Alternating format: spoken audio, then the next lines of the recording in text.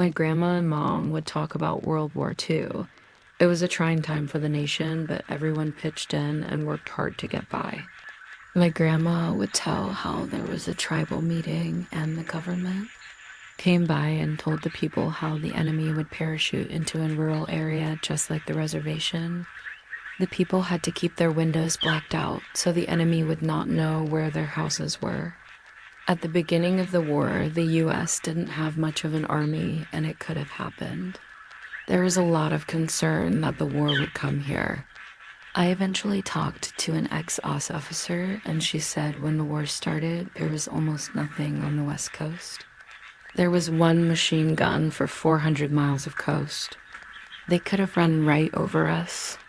My dad said the government knew that something was up before the war started. There was a branch of the U.S. Forest Service that looked like a military camp with uniforms and barracks.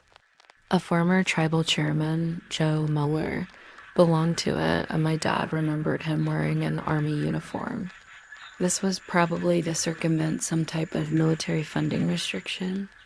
Still, when the war started, there was no equipment available. The U.S. Forest Service gave up all their radios and binoculars and had to use the naked eye to spot fires.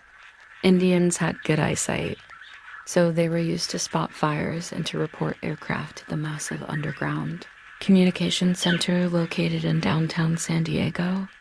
It is still there under the city. My dad taught the Marine Raiders how to use their radio equipment, as my dad was one of the few radio men available in those days. The Marine Raiders became legends. Like me, my dad got a 4F and did not serve, but did make significant contributions on the civilian side. My grandma remembered the soldiers marching through Verona singing, "Your girl was there when you left? You're right, your girl was there when you left." She would wonder how many of those soldiers would ever return. She would refer to the soldiers as our boys. Eventually, my grandma and mom went to work in the factories downtown. They made fighters and bombers. My mom would eat lunch alone because the white people ate together and the Mexicans ate together, but she had no one to eat with.